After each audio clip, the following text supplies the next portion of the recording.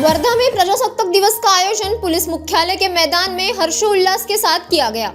इस अवसर पर पालक मंत्री पंकज भोयर के हस्ते ध्वजारोहण संपन्न हुआ। ध्वजारोहण के बाद पालक मंत्री ने परेड का निरीक्षण किया और सलामी ली। कार्यक्रम में जिला अधिकारी वानमती सिंह, पुलिस अधीक्षक सौरभ अग्रवाल सहित अनेक वरिष्ठ अधिकारी उपस्थित रहे। समारोह के दौरान उत्कृष्ट कार्य करने वाले शासकीय अधिकारी, कर्मचारी एवं सामाजिक कार्यकर्ताओं को पुरस्कार देकर सम्मानित किया गया। पालक मंत्री पंकज भोयर ने अपने संबोधन में संविधान के मूल्यों को आत्मसात करने और राष्ट्र सेवा के लिए समर्पित भाव से कार्य करने का आह्वान किया। समारोह में देशभक्ति का उत्साह देखने को मिला। उपलब्ध करून देण्यात आली आहे। वर्धा शहराच्या 11 मोठ्या ग्रामपंचायतीच्या वर्धा शहरालगतच्या 11 मोठ्या ग्रामपंचायतींच्या कचऱ्याचा गहन प्रश्न सोडविण्यासाठी मौजा इंजापूर येथील 4 एकर जागा जिल्हा परिषदेला हस्तांतरित करण्यात आली असून या प्रकल्पासाठी जिल्हा नियोजनाच्या माध्यमातून 3.50 कोटीचा निधी देखील देण्यात आलेला आहे।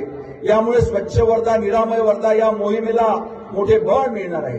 जिल्ह्यातील तीर्थक्षेत्रांचा विकास व पर्यटनाला चालना देण्यासाठी आपण सातत्याने प्रयत्न करीत आहोत। गेल्या वर्षभरात 18 मंदिरांना क वर्ग तीर्थक्षेत्राचा दर्जा नव्याने दिलेला असून धार्मिक पर्यटनाला चालना देण्यासाठी तीर्थक्षेत्रांच्या विकासावर भर देण्यात येत आहे।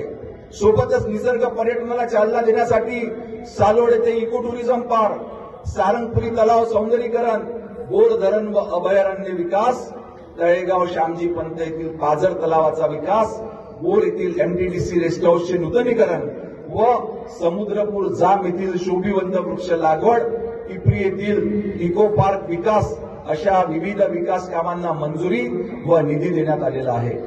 बोर व्याघ्र प्रकल्पाला पर्यटनाला चालना मिळण्यासाठी नुकतेच रहाटी व ढगा अशा 2 नवीन सफारी गेटचं या ठिकाणी आपण उद्घाटन केलेले आहे।